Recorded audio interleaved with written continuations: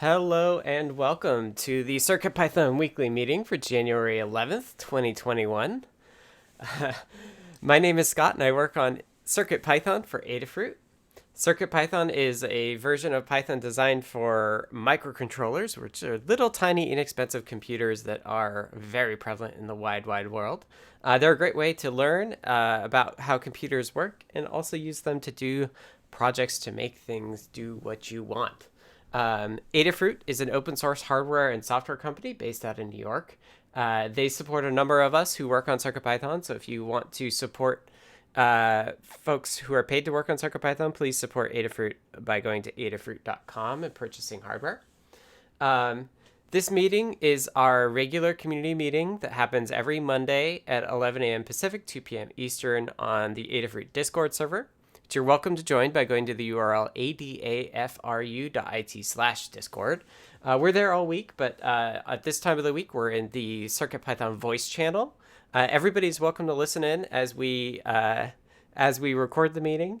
If you want to participate, please make sure that you are also in the CircuitPythonistas Discord role. That will allow you to speak in the channel. So let us know that. There is a holiday next week, so next week's meeting will actually be on Tuesday, so be aware of that. We tend to either cancel or move the meeting if there's a U.S. holiday on Monday. There is a calendar available that you can subscribe to see when the meetings are moved. So hopefully Jeff is typing that in right now. Thank you, Jeff.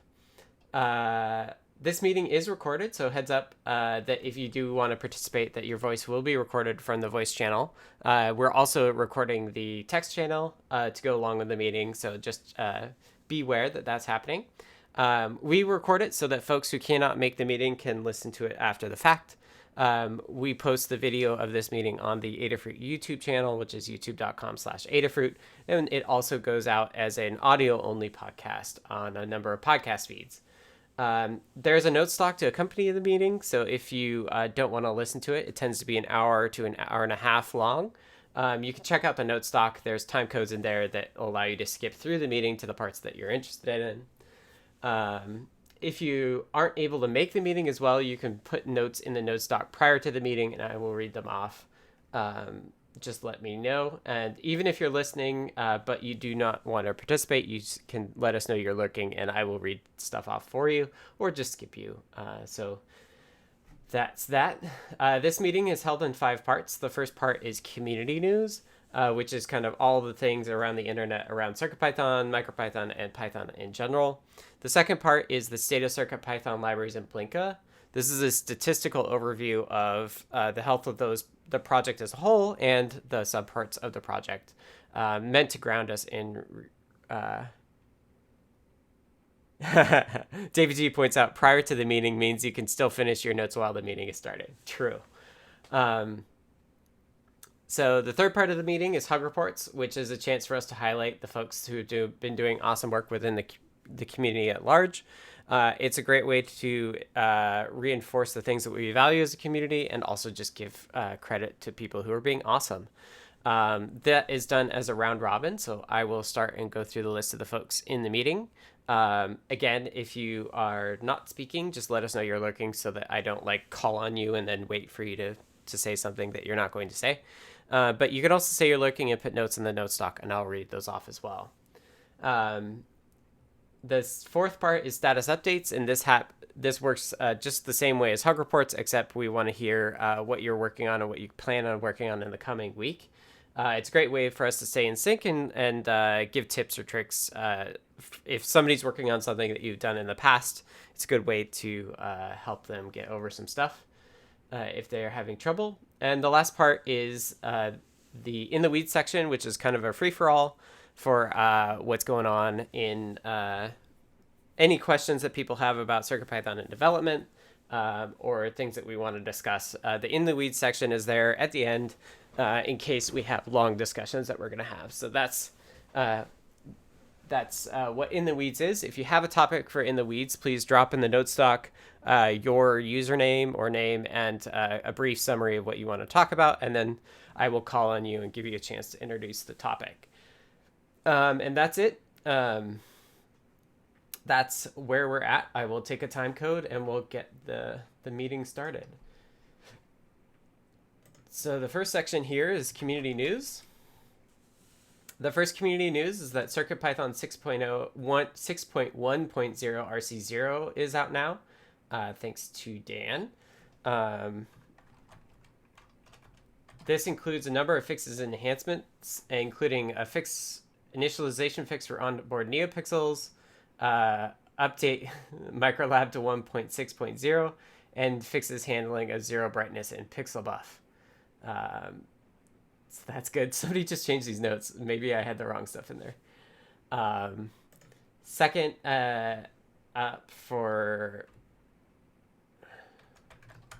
taking a time code, and my brain can't take a time code and talk at the same time. Second up, we have CircuitPython Blinka for single board computers is now explained. The CircuitPython.org website has been updated to include an explanation of what the Blinka layer for single board computers is.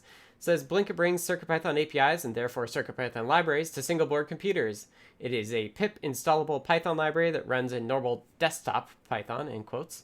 The CircuitPython runtime isn't used. The CircuitPython libraries can also be installed via pip.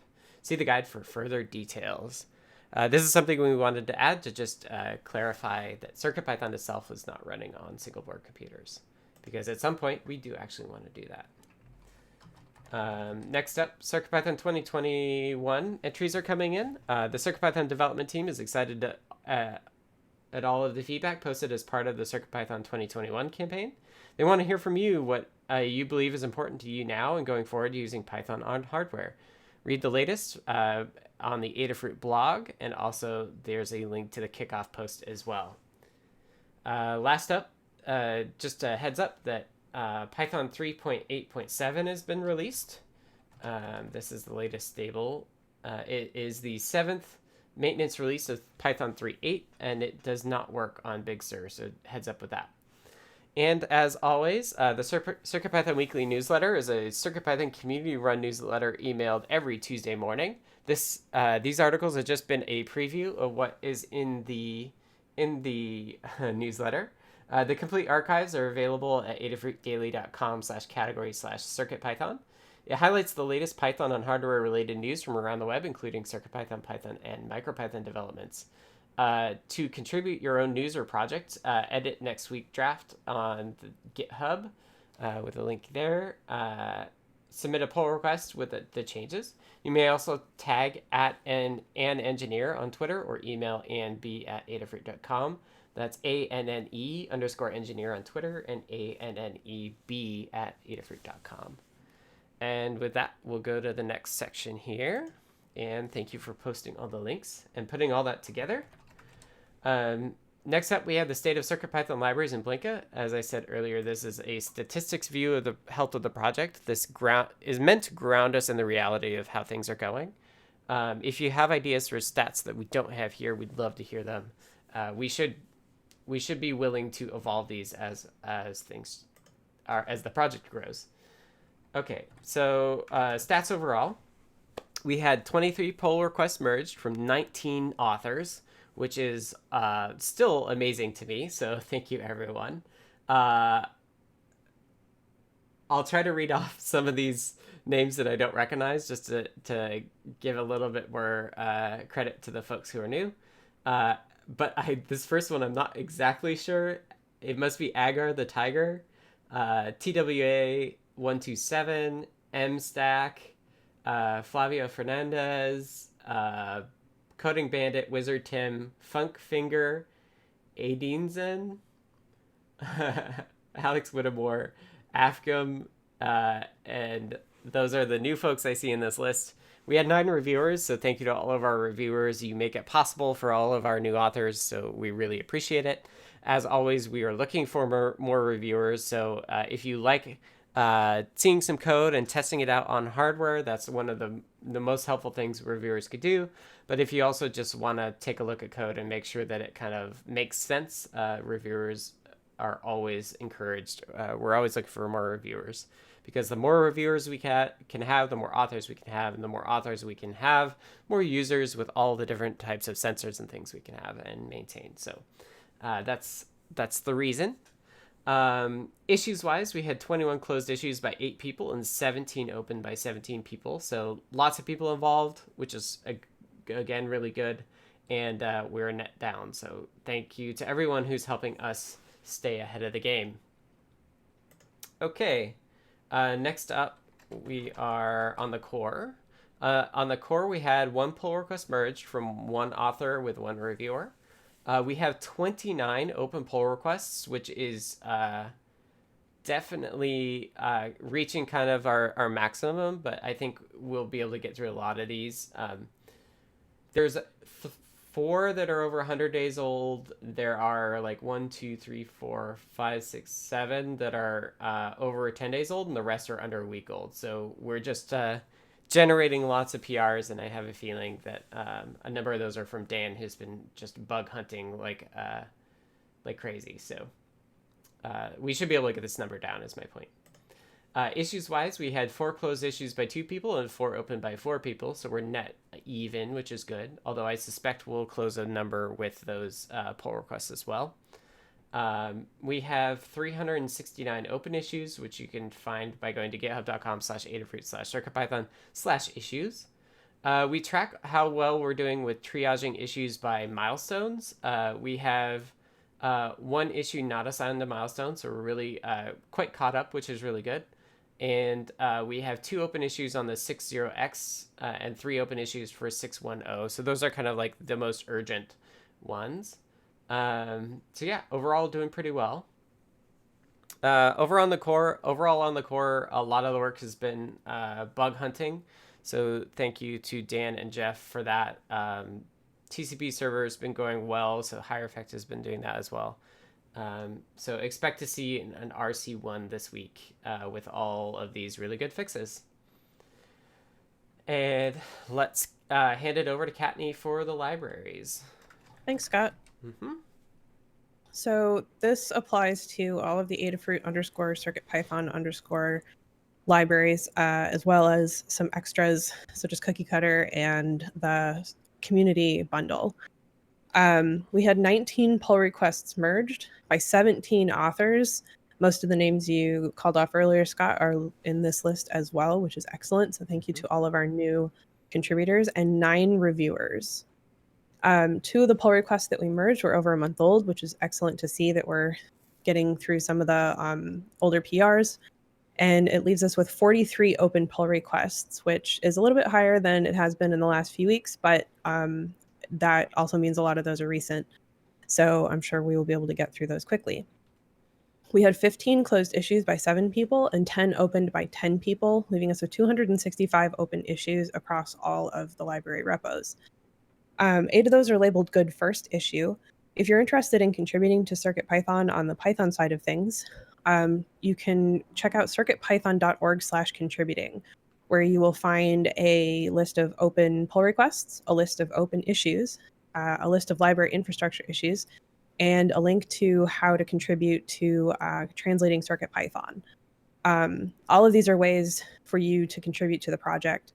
If you want to search the issues and you're new to everything, good first issues are an excellent place to start. If you're looking for something a little more complicated, you can search bug or enhancement. And we have a guide on contributing to CircuitPython using Git and GitHub. If you're new to that, don't let that stop you. And we are always available to answer questions. So if you feel intimidated by the process, we're available to help you get through those initial, learning bumps and hurdles and get you on your way, because we want you to be able to contribute to this project in whatever way works best for you.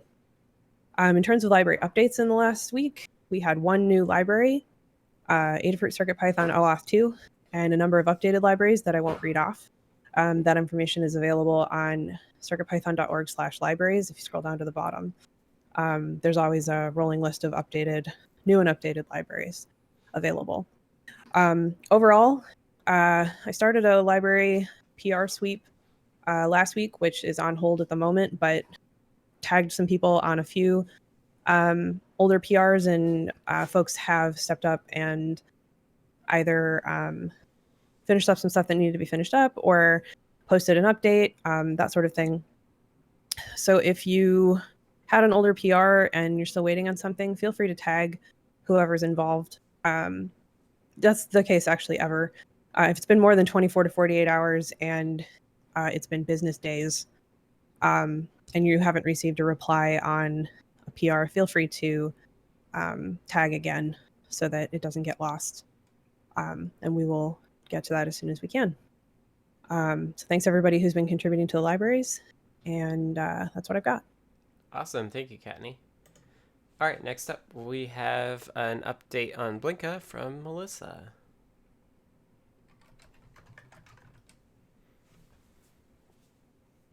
Melissa, are you available? I am. I couldn't find the mute button. No worries. Okay, so Blinka is Blinka is our CircuitPython compatibility layer for Raspberry Pi and other single board computers, as well as MicroPython. And I'm in the wrong section. Okay, this week we had 3 pull requests merged by 2 authors and 2 reviewers. There are now 2 open pull requests among the different Blinka-related repositories. There were 2 closed issues by 1 person and 3 opened by 3 people, leaving a net of 50 open issues.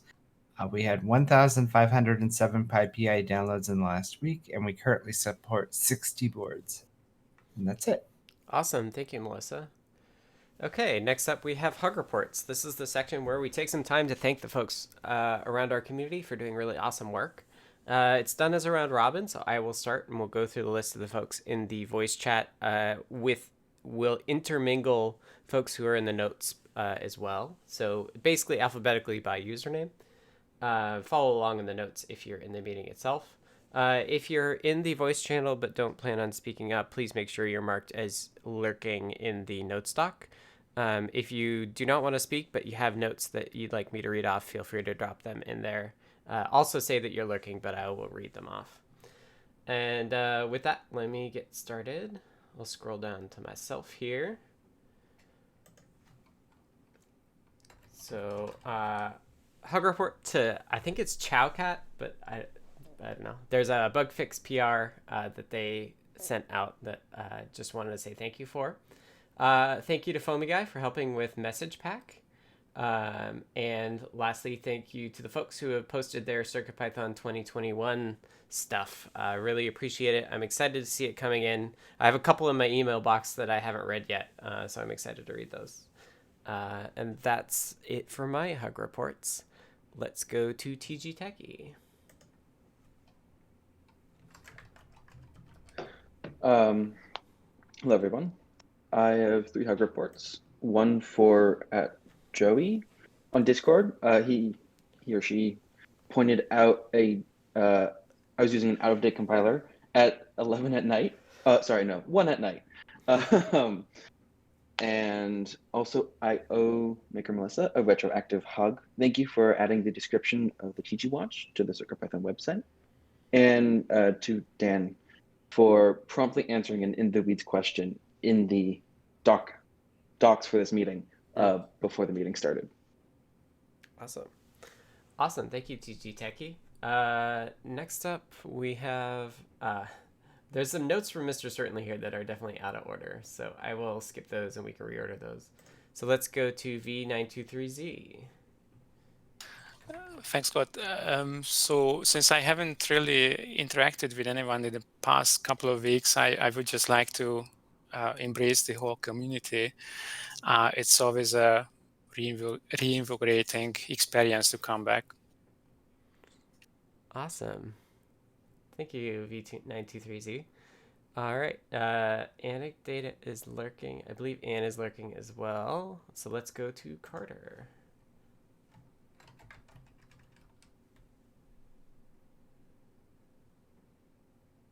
Carter's lurking, so I'll read it off. Carter says, hug report to Dan H. and Tannewt for helping me get set up for the ESP32S2 firmware building. And next up we have notes from C. Grover, who says, huge hug to Katney for the excellent help with my Git/Black educational opportunity. Katney's Git learning guides were exceptionally resourceful tools as well. This old dog might be able to perform a new trick now. Hug reports Dan Ace for quickly fixing the sporadic time.sleep issue. To Adafruit for again showing heartfelt leadership by supporting online vaccine help for family members. And group hug, group hug, group hug. No worries. Next up, we have notes from Charles Burniford, who says, I should take a time code. It says group hug to all. Next up, we have Dan H. Hello. Hello. Okay, a lot of things this week. Thanks to TAC, who helped me debug and propose some fixes for some tiny USB buffer overflows, not overwrites. I'll fix that. And there are PRs in process for that. Thanks to Cat Equals Good, Kevin Walters, David Glaude, and Anecdata for testing things, testing the 6.1.0 releases, RC0 and before, which found a number of regressions, which I've been working to fix. Thanks to Dave Putz, Cedar Grove Studios, Other Guy, and CFred86 for testing in particular some time.sleep bugs. There were a set of bugs, and I'll talk about those in the status. Thanks to Unexpected Maker, who noticed, like last night, I guess, that power consumption was increasing after some additions to the alarm, specifically touch alarm and maybe pen alarm. So we looked at that, and as a result of that, thanks to MicroDev1, who did a quick fix in the past few hours to improve touch alarm power consumption when it wasn't in use. Okay. Awesome. Thank you, Dan. All right. Next up, we have notes from David Glaude, who says, Hug reports Dan H for Sunday reaction on 2 issues. BLE was duplicate, analog IO fixed very quickly. Hug reports to Tandy for the basic Python demo. Hug report to Dishipu for sharing Display IO Tetris with me and also for the CircuitPython 2021. Hug report to Hierophect for the server network API. I wish I could find time to test. Hug report to all those trying to fix and or understand the ESP32S2 analog in range, and including KJK for continuing to progress on Feather and Viro Plus this time on the ESP32S2. And with that, we are going to hand it over to Foamy Guy. Scott, this week I got a hug report for Maker Melissa for continuing the work on the portal base refactoring and the other libraries that go along with it. Hug report for IoT 49 for all their work on the message pack module PR. Looking forward to using that coming up pretty soon. And to Gambler, shared a 3D printed little adapter piece to connect RGB matrices together. So thank you there. And then also just a group hug for everybody. Thanks. Awesome. Thanks, Foamy Guy. And I just want to say that Jeff points out that the KJK in the notes might have actually been KJW. So preemptive hug report to KJW for participating in our issue stuff too. And with that, let's hand it over to Hierophect. Big thanks to Jeff for a discussion that we had last week. And a thank you to everybody who's working on the analog stuff for ESP32, and a group hug. Thank you, Hierophect. All right. Hugo and Jason are lurking, so we're going to go to Jeff. Hello. First, I want to thank Foamy Guy. I did some work on fonts a number of weeks ago and then left it to languish, and he picked it up and finished it off. So the font, specifically the Adafruit display label, I think, library is better than ever. And it was nice to have a chat with Hierophect late last week. And also, thanks for coming into that discussion about the ESP32S2 ADC limitations. Was that Sunday or Saturday? And Ketney and I also had a very nice chat last week. And finally, Scott, thank you for knowing exactly the right answer to that light sleep problem that I had on ESP32S2. That fix rolled into the I2S PR that I've been working on and fixed the problems I was seeing. And Zoltan, you're welcome anytime, and it is super nice to see you. All right. Next up, we have Jerry. Yeah, hello. So mostly a group hug to everybody, and just acknowledging this site was certainly a welcome refuge from the news in the U.S. this week. Appreciated it. needed it. Awesome. Thank you, Jerry. All right. Next up, we have Katney. Hi. So first up, I have a hug report for Neradoc on Discord for providing patient assistance and persevering through a difficult support issue. There was someone struggling to install CircuitPython, and they were super patient with them and stuck with them for a very long time, helping get them set up. I have a hug report for C. Grover for sticking through some PR issues. To Foamy Guy for so much PR testing. Your name is popping up constantly in my email, and that's great to see. To Jeff for a lovely chat.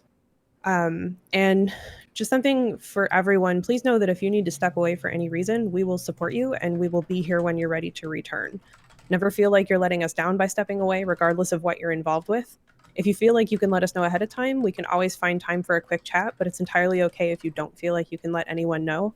Just know that we might try to check in on you at some point, which is absolutely okay to ignore. And then group hugs to all. I think we all need it. Awesome. Thank you, Katney. All right. Next up, we have notes from Kevin Thomas, who says a group hug. And now for Maker Melissa. Hello. So I wanted to give a hug first to Foamy Guy for testing my big PyPortal refactoring PR. One to Jeff for looking into the Raspberry Pi display issues. One to Jerry for testing out the MicroPython with Blinka, and group hugs to everyone else. Thanks, Melissa. All right. Next up, we have notes from Mark, who says hug report to Jeff Epler for doing a review of my draft PR and a group hug. And next up, we have from Microdev. We have a group hug to the community. And lastly, we have notes from Mr. Certainly, who says hug report to Tanute for an excellent deep dive on Friday. Hug report to Jerry N for handling a handful of moderation issues, and a group hug. With that, that's hug reports. Thank you all for coming along on this series of hugs, I guess I would say. Next up, we have another round robin. It's status updates. Status updates is a chance for us to spend a minute or two talking about what we've been working on in the past week and what we plan on working on in the coming week. It's a good way for us to stay in sync on what all is going on, and then offer up our advice or volunteer to help somebody with the work that they're doing. So it's good for us to stay on the same page. So let me start here. Yeah, I guess I should say it's a round robin, done like lurking as last time as well. So for this week, I'm doing more CircuitPython 2021 stuff, including my own, hopefully. Although maybe that'll slip to next week. We'll see. I've got lots and odds and ends, all those PRs to review in particular. I'm streaming on Friday like I did last week as well. And I had this weird idea this weekend of basic Python is kind of what I'm thinking about it. It's an example of where you edit Python code as if it were basic Python or like basic code. So it's very weird, but it's me thinking about what CircuitPython would be on the Pi 400, which is like the Raspberry Pi in a keyboard thing. Like how do you switch between editing code and running code is a question that I think is very interesting. And I was watching some retro streams about basic, and it finally clicked to me how basic worked, which I'd never actually done it in that. I've never done basic like in a terminal like that, or like Commodore 64 style. So the idea that you use commands to edit like what your program in memory is really interesting. So I was experimenting with inheriting the editing side of basic, but not the language itself. So you can see I whipped up like it's like 30 lines of Python to basically do that just in regular Python on the desktop. But in theory, we could actually make CircuitPython do that as well, if that's an interesting route for us to go. So yeah, lots of brainstorming between that and CircuitPython 21, which is very exciting. We're going to have a really cool year, I think. So keep an eye on all those CircuitPython 2021 posts. And if you haven't done yours, please, please, please do it. That would be awesome. And email CircuitPython2021@adafruit.com. That goes to me and Phil, and we'll blog it up and get the word out. So again, please do that if you haven't planned on it. I think we're shooting to kind of wrap it all up by Wednesday of next week, so about a week and a half from now. And with that, let's kick it over to TG Techie. That sounds like some really cool stuff. So over the past week or two, I've completed the next alpha, beta, whatever you want to call it, version of a UI framework that'll work on CircuitPython and hopefully the desktop too. And I've got it working on a PyPortal and a custom watch circuit board and enclosure.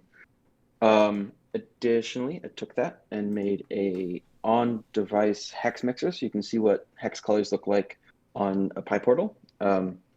And I also revised a board definition for the watch, which fixes some errors and adds a few updates and corrections.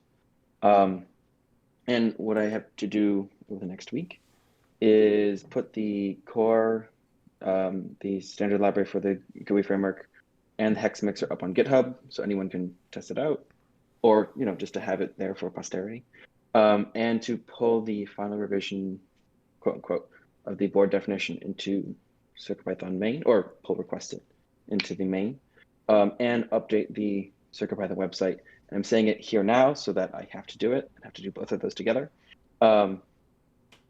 And yeah, that should be it. Awesome. Yeah, that demo looked cool. It was like surprisingly responsive, I think. Right? I was not expecting that, even with using Display.io under the hood. It was a pleasant surprise. Thank you for implementing Display.io. Mm-hmm. I know it's complicated, but I think it is pretty powerful. It's really great. It's just not simple to use, unfortunately. But hopefully this framework makes it simpler to use. Totally. And thank you for doing that. I know you've spent a lot of time thinking about GUI stuff. Okay. Anything to help the community. Awesome. Okay, let's go to V923Z. Thanks, Scott. So in the past several weeks, I have been working behind the scenes, so to speak. I added a function to Microlab which basically allows you to grab the buffer of anything that has a buffer, so you can pipe data from an ADC directly into an array without any hassle.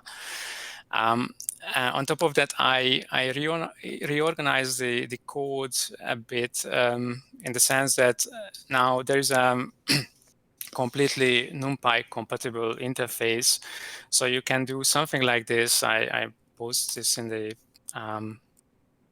text channel. So basically, that means that a piece of code should run, or should be able to run on MicroPython or Circuit. Well, that's up for discussion.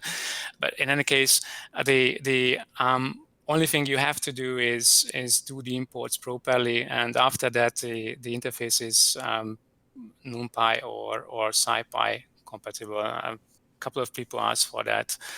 I don't know what your standpoint is regarding submodules. We can talk about that later. And in the coming week, I would like to recover the CircuitPython version with the reorganized code, and then after that, update the docs. And if I am done with that, I think I will go for a release of 2.1. So that's from me for this week. Awesome. Thank you for the update. All right. Circling around. Next up, we have Charles. Are you speaking, Charles? Or just lurking? I see notes there. I think you were lurking prior, so I'll read these off. I changed my mind. Okay, go ahead, Charles. No, I'm working basically, I'm still working on a what I call an octave modular keyboard. In other words, you build one octave of keys and then you chain them together Mm-hmm. via I2C or SPI. I haven't decided which one yet. But one of the things I was wondering about is anybody going to do something with the I forget what the is. It's one of the TAC devices for multiplexing I2C buses. I'll ask that in the I'll put it in the weeds in item to ask the question officially. Okay. Thank you. Thanks, Charles. All right, next up we have Dan. Okay, so as you know, I made a release, the 6.1.0 RC.0 release last week. We know of a bunch of problems, and so there'll be an RC.1 probably the next day or two after a whole bunch of pull requests get merged. I kind of went on a tear fixing a bunch of issues that were detected in RC0 or had been detected previously. So there were two time.sleep bugs. One was actually in the sleep code, but another one was accidentally breaking the sleep code because a static variable in RAM that the sleep code uses happened to be right after a tiny USB buffer that was in memory, and that buffer was overrunning.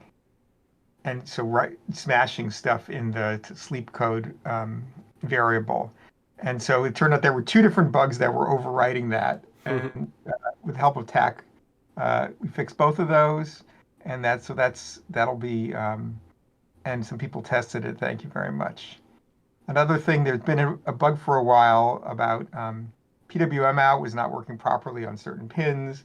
And it turned out that was just a kind of a logic error in PWM out channel selection, in the DAC channel selection. And finally, there were some regressions in BLE, timeout and other time-related parameter setting. And I realized they had to do with passing things in as floats, and then they get converted internally to weird units that NRF uses that are integers. And I realized that I could just round them up as floats, and then everything would work fine. And so I did that. And then finally, Unexpected Maker noticed on their Feather S2 board that the power consumption during deep sleep was much higher than they expected. And it turned out that there was something to do in touch alarm, touch alarms are always being enabled even when not in use, or the touch alarm capability. And so MicroDev turned that off. And now we're sort of back to good. In fact, even slightly better. I don't know why. We'll have to figure that out. We're back to like 230 microamps when we're just doing time alarms. So there'll be. I'm going to continue to look at the bugs, but I think we've hit most of the ones that would really be blockers for a 6.1.0 final release. Okay. Awesome. Great news, Dan. Thanks. All right. Next up, we have notes from David Glaude, who I'm taking the time code and I can't talk.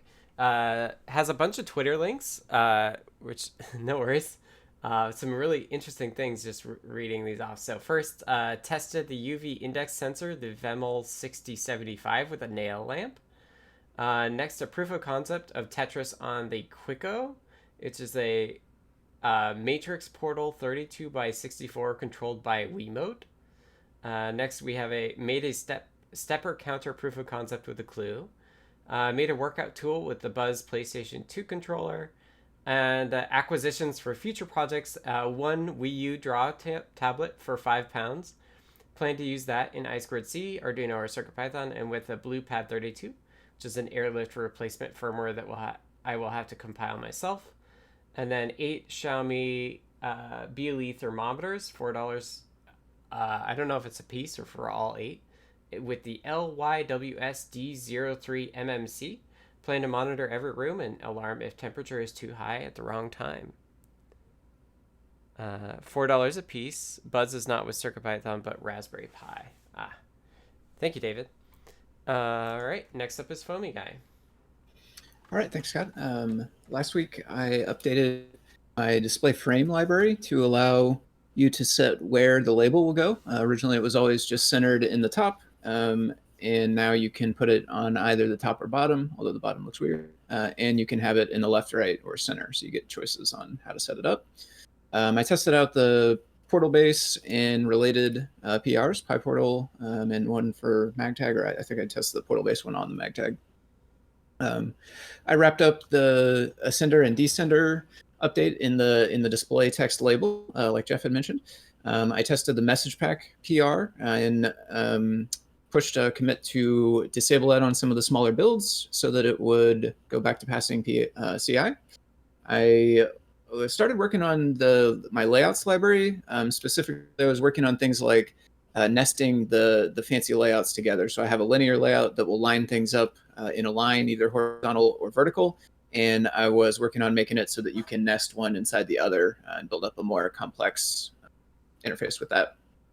So next week, I'm going to keep going on that. I'm trying to finish that off, and then I'm going to use it as kind of the first test case to design or to work on a design that's a UI for a trivia game. And I'm going to make it kind of inspired by the Trivial Pursuit card, the kind of iconic card with the different colors and stuff on it. So I think that'll be cool. Next week, I want to look into Blinka Display.io. I did a little bit of experimentation with making some games through that over the weekend, and I got to try to see if we can get better performance. I know one thing that will help is probably implementing the dirty rectangle tracking. So I'll try to look into that. I don't know if I know enough to actually help out too much, but I'm going to dig into it and see what's there and see what I can do. And then lastly, I want to do the update to the bitmap label. So the same update that we just did for label, but this one in the bitmap label works a little bit differently under the hood, but it will make it use the ascenders and descenders as well. That's what I got for this week. Thanks. Thanks, Foamy Guy. All right, next up we have Higher Effect. Alrighty, so this past week I've been stuck on the Socket API, and this coming week I will also be stuck on the Socket API. But in terms of other stuff that's been going on, I've been working on. I finished up my guide last week for the MagTag, and as over the weekend we talked a little bit about the analog limits on the ESP32S2, which is kind of a documentation issue on their end. Where there's some kind of weird incompatibilities between the ESP32 and the ESP32S2 in terms of how analog reads behave. So that's probably going to be kind of a ticket that needs to go in to resolve that. But in terms of all this annoying socket stuff, it's mostly just been trying to get the elements of it to not block, which requires some use of LWIP, or this library called the LWIP socket API, and the documentation for it is really more of like a reference for people who are already very good at socket programming. So I'm still slugging on it, but we'll see if we can make more progress this week. And in the same vein, I've been trying to pin down the error behavior in CPython, so we can try and line up CircuitPython's the errors that are returned by our CircuitPython functions to what happens in CPython. Unfortunately, the socket API in CPython has a lot of abstraction when it comes to error declarations. Like some of the errors go through like 2 different macros, that are each redefining it as a kind of a new name. There's a whole kind of complicated system for how it handles timeouts. So that's remained a little bit inscrutable, and I'm still trying to figure out a way to kind of create a table of errors, like this is what error should be thrown in this case. So if anybody has any familiarity with that system and trying to come up with those, line up the errors to the behavior they should be throwing errors for, that would be very useful. I'd love to hear others' input if they have it. So, but that's it for me. Awesome, thanks, Higher Effect. All right, Hugo and Jason are lurking, so we'll go to Jeff. Hello, you'll have to give me a second to get the notes back up because I was just typing in the issue that I didn't on the weekend about our documentation on analog reference voltage because of the discussion which just concluded. Anyway, last week I worked more on the font converter program than expected, but that's in a pretty good place now. It converts all but 2 of the fonts that are in the Learn repo. And those 2 fonts are both a little weird, and so we're just going to kind of leave that where it stands. If you try it, and if you have trouble, or if it works for you, we always love to hear feedback. Anyway, then on Thursday and Friday, I finally made good progress on the I2S out on ESP32S2. Got that pull request into a condition where I asked for fresh reviews, posted up some new example code. It's playing raw files and WAV files pretty well. So we would love to have a tester who could give us feedback on that PR. And I think it was just last week that I wrote my CircuitPython 2021 document, but maybe I've already missed a week of 2021 because it's going to be one of those years again. Anyway, this week, the first thing that I started by doing today was made a few changes so that we could build audio MP3 on the ESP32S2. So there are some assembly optimizations for ARM CPUs that don't exist on Extensa. You can build without them, but it falls back to some plain C code for stuff that, at least in the late 1990s, it was important to optimize in assembler. So it works, but a 128 kilobit MP3, which is kind of the standard CD quality, it stutters. There's not enough CPU to play it back. But when you go down to 32 kilobits and monophonic audio, it does play. So, I was thrilled to have my ESP32 playing Ion NPI at me on a loop for about an hour because I can't get enough of that. But you did have to down convert it to a lower audio fidelity. And so due to those limitations, I don't think that we're going to try and add that right now, but we know as a baseline that, our code does work. It doesn't work well enough, and we'll look at our options again sometime in the future. Related to a Learn project guide that I did a couple of weeks ago with the Braincraft hat, we've learned that some update from Raspberry Pi operating system is breaking the Braincraft hat, both on the display and on the I2S audio out. So that's not great. But Lamore asked me to take a look at that. I have some Linux expertise with working with apt and those things that may come in handy. Don't know what the resolution of that will be for sure, but putting in some time on that. Once that's done, another thing on my list, although I think we kind of kicked that down the road, is to look at the Adafruit CircuitPython SD library to see if there are any issues that we can fix or close. And finally, a quick call for help. If somebody has a cool Microlab demo that uses display I/O but doesn't use audio, please send me a note in the text chat. We would like to spotlight something along those lines and show what CircuitPython can do. And anyway, that's what I've got. Thank you. Thanks, Jeff. All right, next up is Jerry.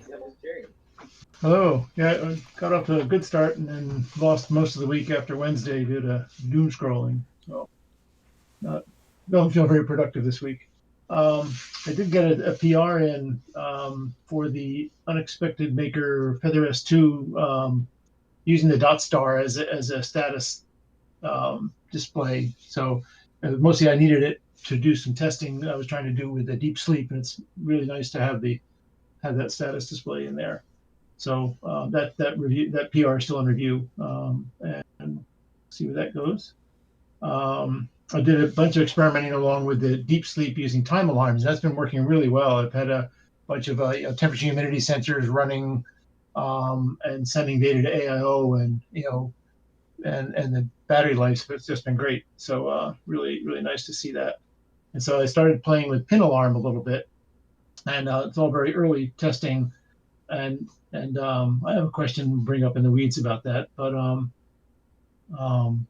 so far it's having some fun with that.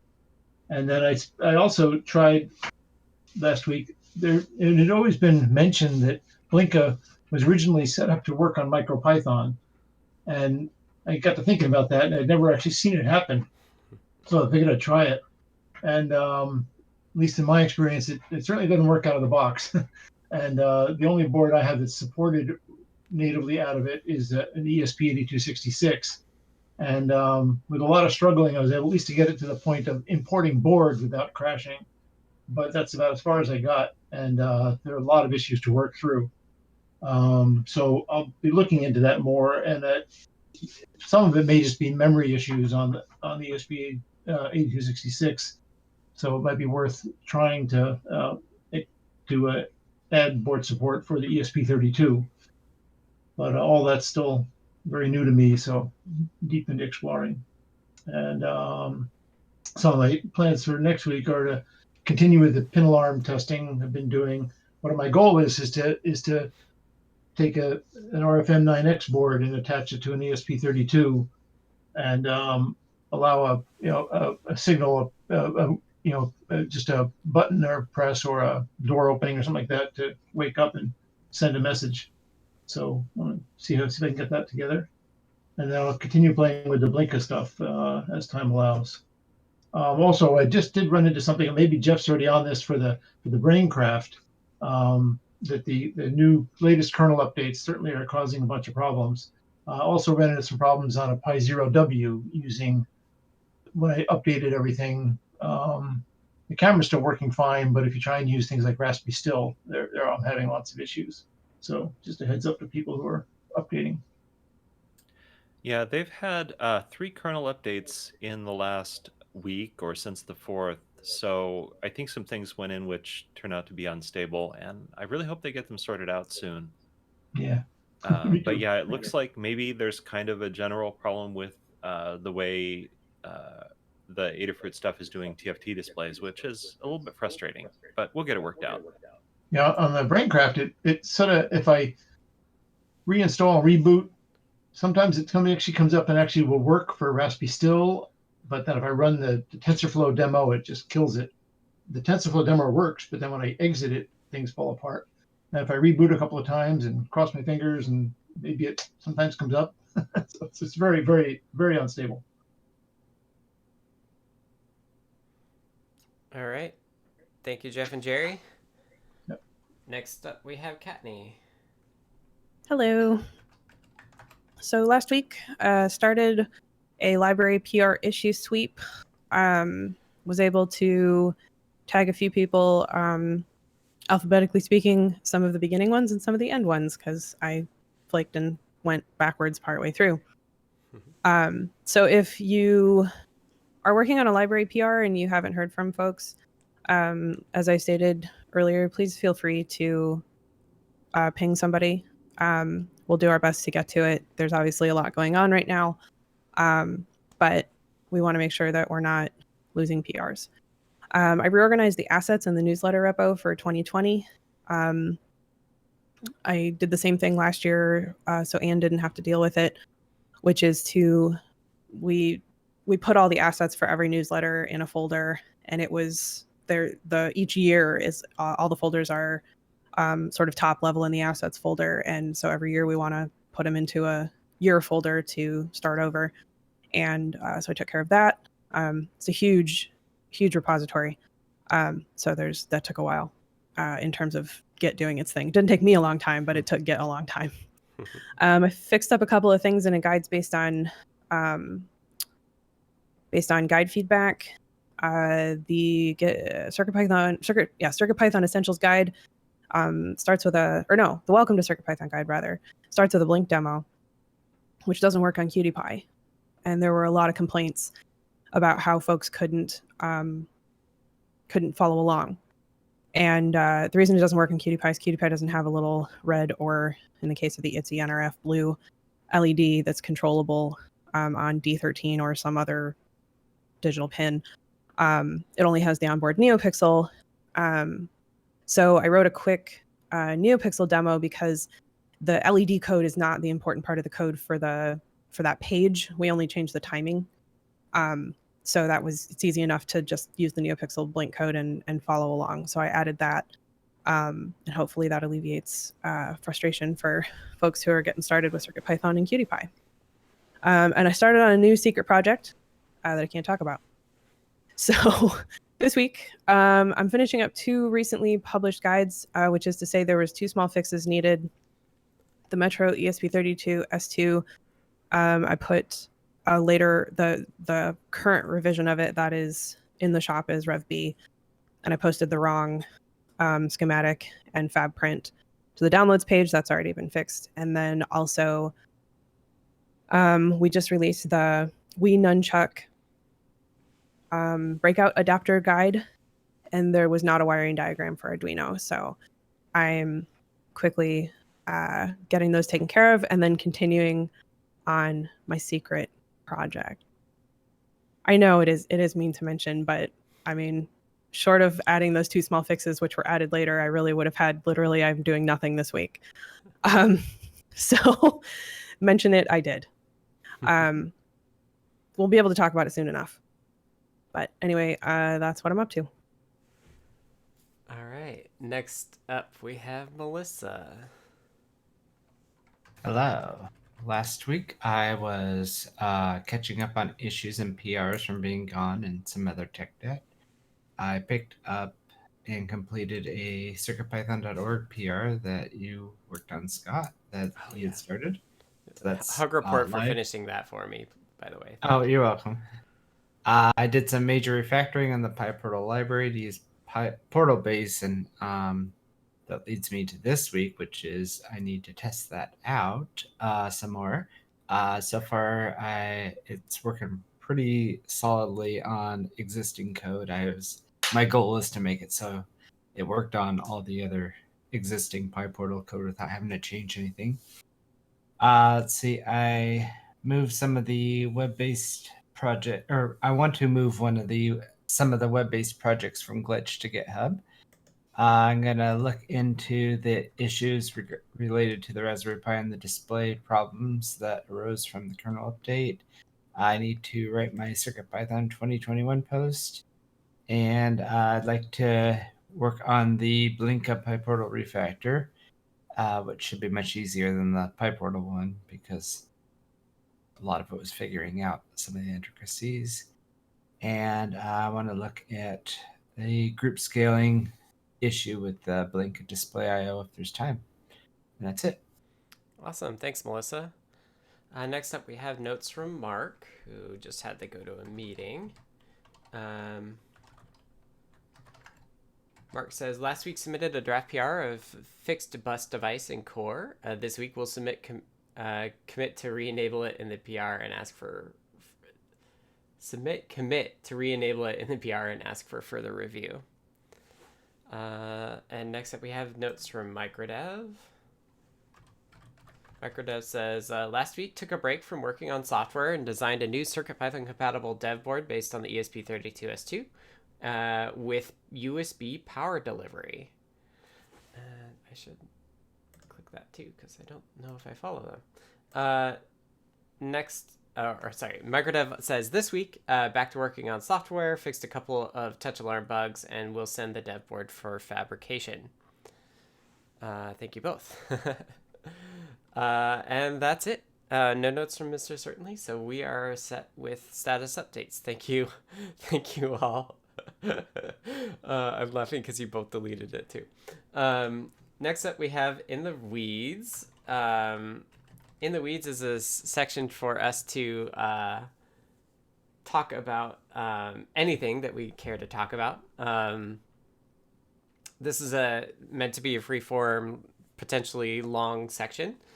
So the way that it works is that folks put their name and the topic in the weeds, and then we'll just go to them. So if you have anything, there's a couple queued up. So if you have more, please add it there. Otherwise, we'll just get going here, starting with TG Techie. So I have 2 questions, one of which might not be for In the Weeds.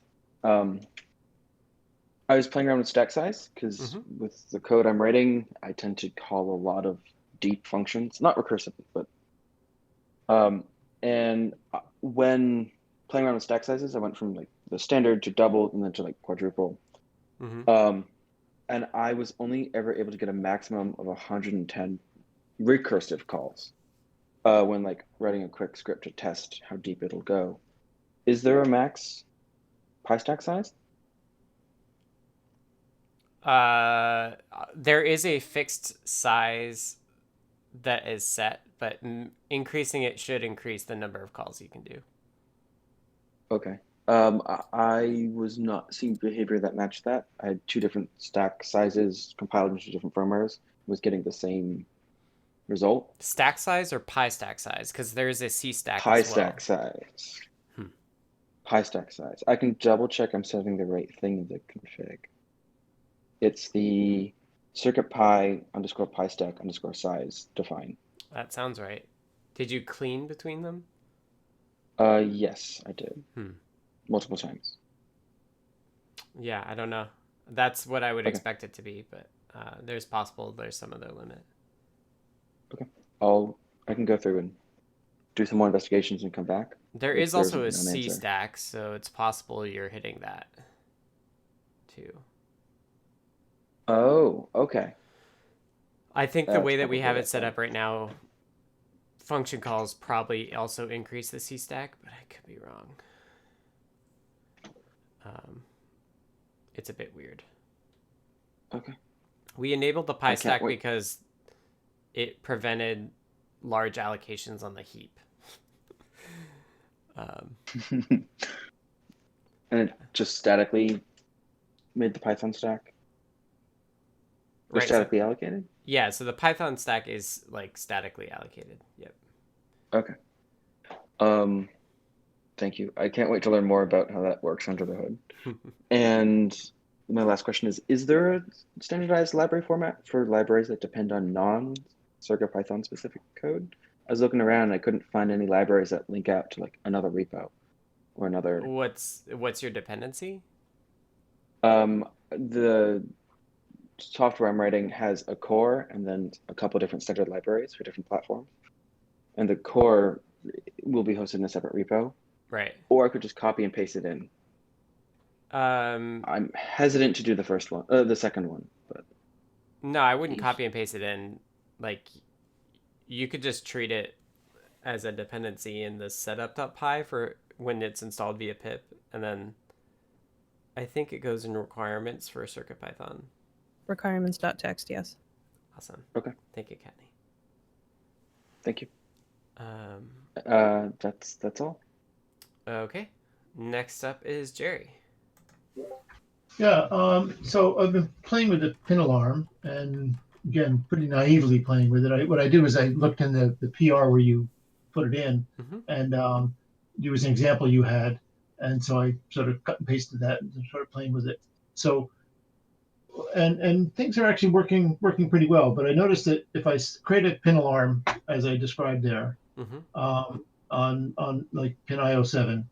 And then so what I do is I have a button that I can ground the pin with, or just a jumper.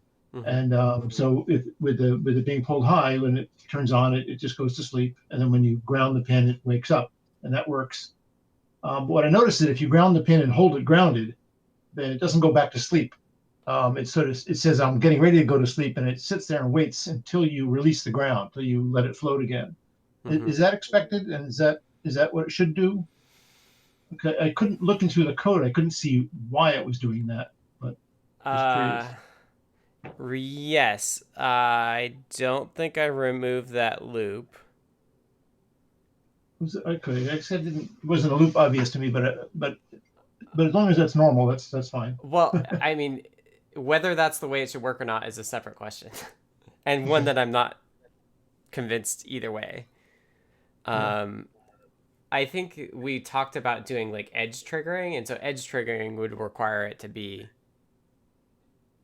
I guess like what would you expect if you try to go to sleep and say wake up when it's low and it's already low? It should just wake right back up again. So that makes perfect sense. And I guess no, so it wasn't obvious to me in the code where it was doing it, but maybe I just wasn't reading it. But you're saying it waits, right? So yeah, to make it wake right back up. It waits until it's not no longer low before it actually goes to sleep. Right. And I think that's perfectly fine. What's that? I can find it if we think the right thing to do is just wake right back up. Well, no, probably not. I think it's actually working right. and maybe there's no reason why it shouldn't have. I guess I was just curious. Wasn't really sure what it should do, because I guess it really depends on the switch, on how you're triggering it.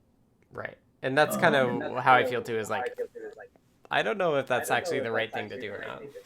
Okay. Well, good. At least it's doing what you expect it to do, and I'll look at the code again to see if I can figure out where that loop was. But as long as it was as expected. Yeah, I had some really funny behaviors when I first tried it, but it turns out I think it was because I had another board plugged in and there were some conflicts on the pins I was using. So that it's not very happy when you do that. Looks like Microsoft found it. So and I know in the code it said there is something about edge triggering. I just haven't tried that yet. But there. Okay. Okay, I just hadn't dug far enough into the code to find that. Okay. Yeah, so I'm open to removing it if you think the right thing is to remove it. Yeah, no, certainly not at this point. I just wanted to make sure it was doing what I thought it should, what it was expected to do. And as you mentioned, it may not make sense to do. It's not clear what it should do if it's still low. So, okay, good. But otherwise, it's kind of fun to play with. Awesome. Thanks, Jerry.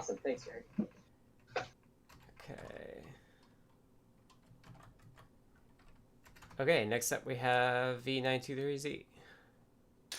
Okay, thanks, Scott. I'll keep it short. This is a recurring question of mine.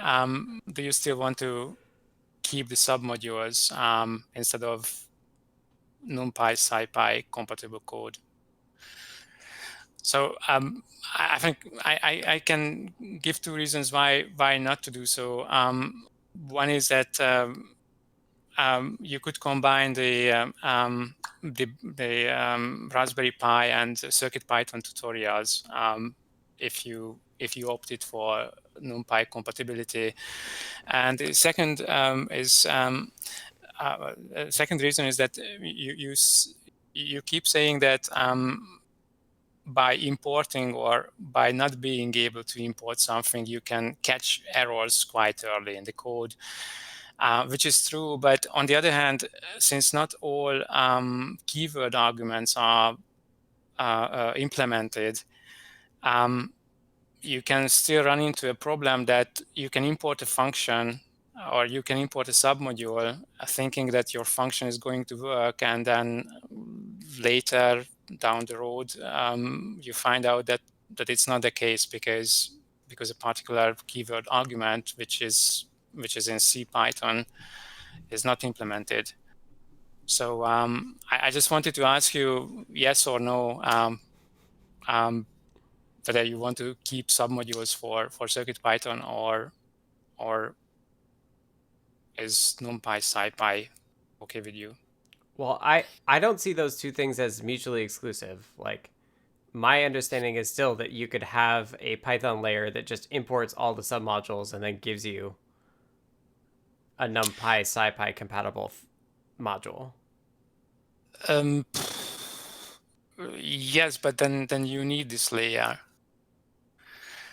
And what I'm trying to say is that with the present implementation, you can do it in two lines. You do the imports as I demonstrated, and then you are done.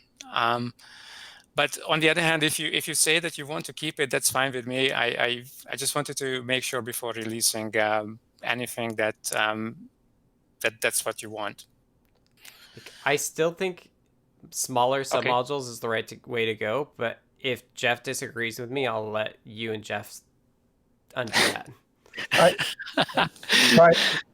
My feeling is that we didn't see. I think we originally thought that there might be cases where we would want to only compile in a certain, like just the FFT stuff or something. That hasn't really happened. Right. And I think that in terms of it would be. I think the compatibility is better than this particular stand about things. If we wanted to show that something wasn't implemented, we could always raise I mean, you can raise it at runtime in various ways. It just doesn't show up. So I think my feeling is I think I would like to kind of, in the interest of compatibility, I would prefer what you're saying. So We have other modules that don't implement everything that's in the CPython equivalent, like in time or something like that. Mhm. So it's okay. It's okay with me. But and you can ask Jeff also. I don't Well, I know. was I don't know going who to- actually is calling the shots here. So it might be okay with you, but perhaps it's not okay with everyone. So Yeah. I was going to make the same observation as Dan. You know, we kept open this. If we had wanted to subset Microlab on some of our boards, we would have taken advantage of the particular organization that we asked you for. Mhm. But as Dan points out, we haven't done that. It wasn't part of our needs. Mhm. And it's hard to predict the future. It's much harder than predicting the past. Right. But you know, if that's still going to be the case, then we should probably flex and change what we're asking for. The other aspect of this is that would be a breaking change for existing code. So we would want to do that when we are making a major release like CircuitPython 7. So this isn't something that I would dare just kind of make the pull request during the meeting like I did for 161, Right. which was great because that was small and you can feel confident about it.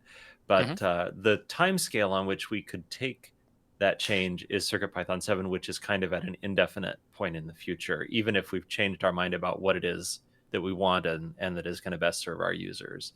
And compatibility with desktop Python, compatibility with MicroPython, those are both good things. And and the other thing where we were setting this foundation to, let's disable FFT or let's enable only FFT, we have discovered that we didn't need that yet. And it's been a year. I'm not sure how long it's been, 9 months.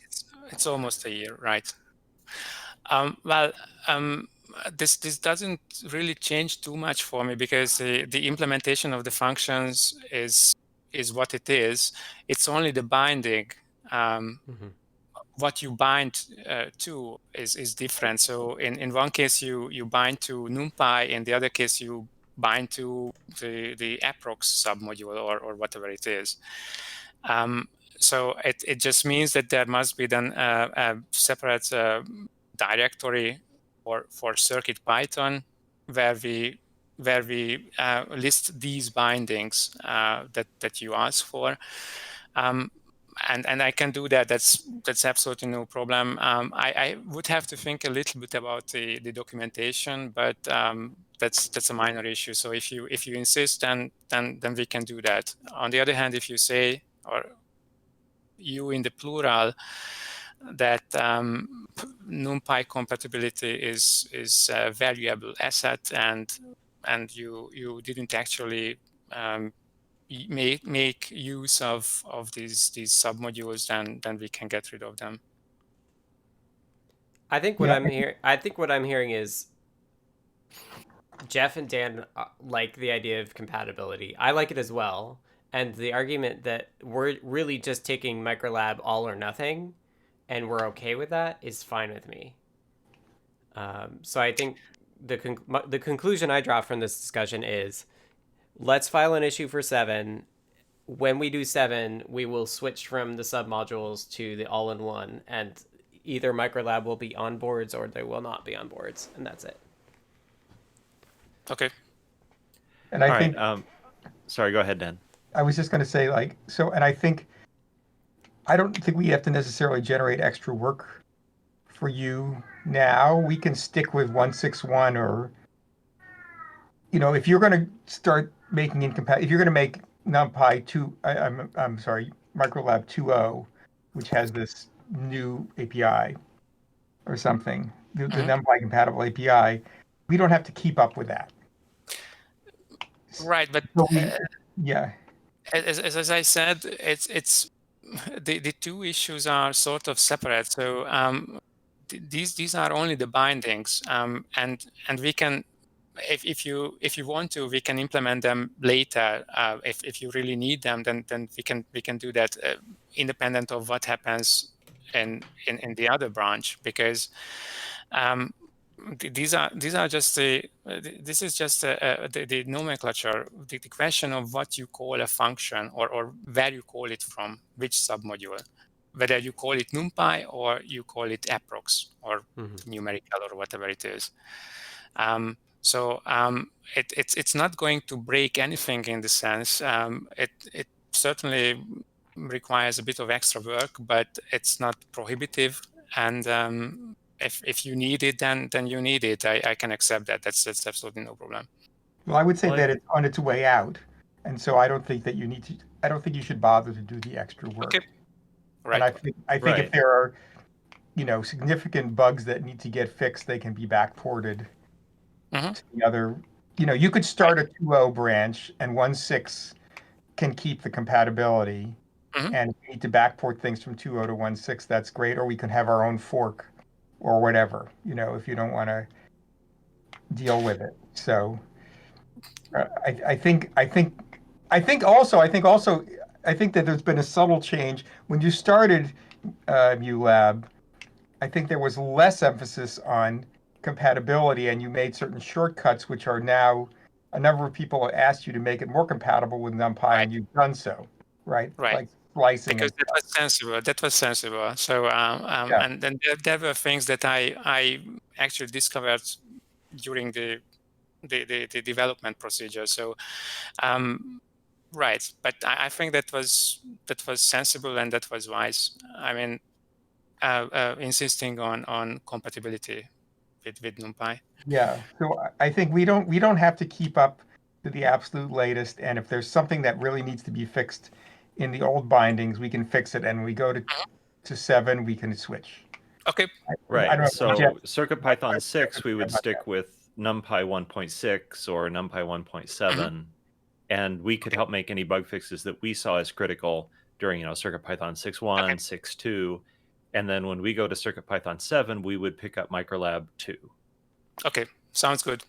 And sorry, Scott, I promised that it would be short. No, it's fine. Okay, thanks a lot. I pass it on to Jeff now. All right, well, mine will be short. You really think that? I don't know.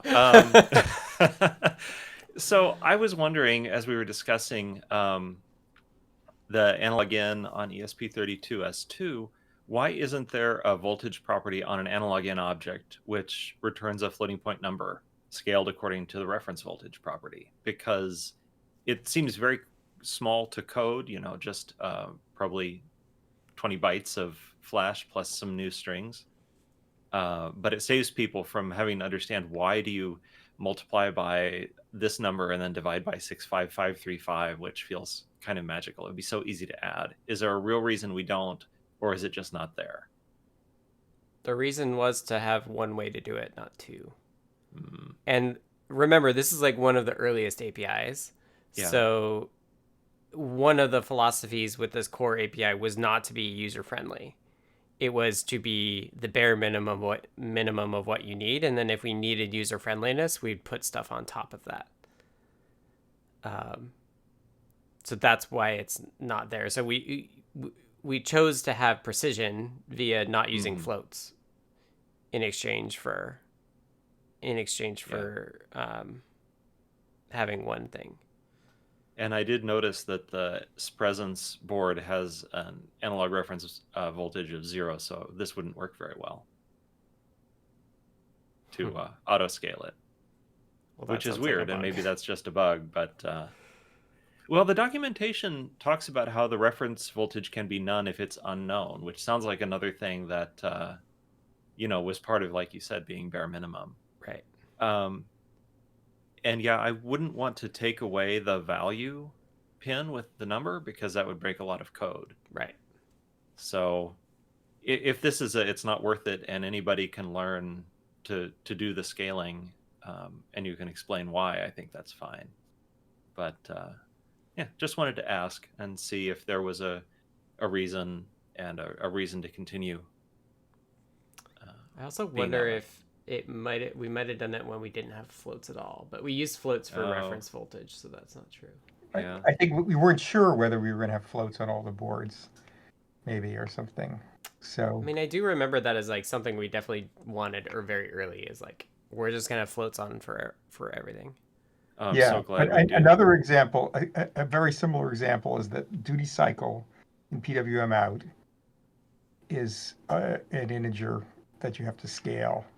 And I had argued, there's even an issue that maybe is closed now that I said, can we make it a fraction, or have a fraction, have an additional attribute that was fraction? Mhm. But we felt very squeezed for space, and we thought there would be more stuff layered on top of that for PWM out that is true for servos and things like that. So, but I think, would you say, Scott, that we originally thought that these lower level things would be supplanted by higher level Python libraries, but in fact the APIs are good enough that people are happy with the lower level ones in general. So, I mean, I think to some degree they have been supplanted, right? Like, how often do you get a voltage reading directly from analog I/O versus actually using like the Circuit Playground Express library? yeah. Or I2C, you use bus device and then the library on top of that. Like, Yeah, bus device is clearly one where it made a big difference. Right. So I see your point, but I just don't think it's all right, urgent enough. I'll treat that as we don't need it, and just leave it be. Yeah, that's fine. It's kind of like at this point it's done. All right, thank you. All right, Charles. Well, I think I might. You mentioned bus device, and I'm having I'm having an issue in my head about. I want to use the multiplex, the bus multiplexer, right? For I2C. Now, so I think what I think is there's a timing issue. Do I import? I imagine importing the multiplexer, importing bus I/O, right? But how does the bus I/O know what the multiplexer be setting for a particular object is? Or do I have to keep track of that myself? You see what I'm trying to say? Right. So I think what you have to think about is that the I squared or the TCA is basically giving you multiple I2C buses. That's correct. And so you have to manage the separate bus objects for everything. Okay. So what would I do? I would instantiate the multiplexer first. Right. Then set the multiplexer to point to the bus that I want the object to be on, and then instantiate the object. Well, you get so there's actually, if you look in the library, there's two objects, right? There's TCA blah blah blah, and then there's TCA channel. And and it's the TCA channel object that is the thing that acts like an I2C bus. Okay. So you confused me. Yeah, okay, I get it now. Yeah, so you do TCA in your object, and then you do the brackets to index into which bus or which channel of the multiplexer you want. And then that's the thing. Carter just said use a context manager with the TCA to keep track, to help keep track, make sure that as you clear each object, you make sure that you clear it from the correct port on the TCA, on the multiplexer. See, it's the end of it's not leaving behind memory issues. You have to make sure you clear all the objects at the end of your program. So if you, Well, I don't know. I don't actually know what the context manager thing is.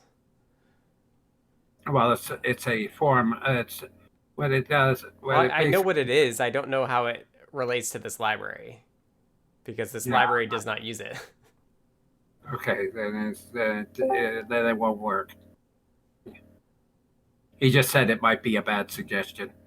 Okay. Like what I'm seeing is that it uses the locking, like I2C buses have tri-lock and unlock, and what the channel does is that it uses tri-lock and unlock to set the channel for the multiplexer. Okay. Good. Then my issue is then my head wasn't fully wrapped around the library yet. Okay. I Right. gotta look So into the once you library so I know what to do. right, so once you have a channel, you should just be able to pass it in as you would bus I2C. Oh, excellent. That'll work. That makes sense. Mm-hmm. So you did provide for it. Excellent. Thank you. Cool. Now my little keyboard project can really work more efficiently. Great. Awesome. Well, that's good news. See, I want to see the whole point is to build individual modules of one octave at a time, so that I can build multiple keyboards. Right. Yeah, I think that's neat. Modular It's keyboards. basically to be able to create manuals on an or organ manuals easily. Right. In hardware rather than in software. Great. Thank you. Thanks, Charles. Have a good day. You too. All right, and I'll take the time code to wrap up. This has been a CircuitPython weekly meeting for January 11th, 2021. Thank you all for this hour and a half of goodness. It's always fun to talk with you. This meeting has been recorded and will go up on the Adafruit YouTube channel at youtube.com/Adafruit, along with a bunch of podcasts. This meeting is normally Mondays at 11 a.m. Pacific, 2 p.m. Eastern on the Adafruit Discord server, which you can join by going to the URL adafru.it/discord. But next week is not at this time. It is a day later than normal. Because Monday is a holiday here in the United States, and I will be skiing, so I will not make the meeting either. So check that out. Realize if you haven't subscribed to the calendar, I highly recommend it. It's got all of this stuff. Jeff maintains it, so thank you, Jeff, for the calendar. And with that, everybody is welcome to join us in this meeting. We love to have folks lurking. We love to have folks participating. If you haven't done your CircuitPython 2021 yet, please start thinking about it. I think we should shoot for Wednesday of next week for us to kind of all have them together. Of course, if there are some that come in after, that's totally cool too. But yeah, I would love to hear everybody's opinions about what you would like to see or where you would like to CircuitPython to go in the coming year. I think it's going to be very exciting. We had a great 2020 despite everything else. And so I'm excited to see what we could do with a year that hopefully gets better over time. And with that, thank you again all for joining the meeting. It's been a pleasure, and I will see you next week on Tuesday, not on Monday. Thanks, everyone. Have a great week.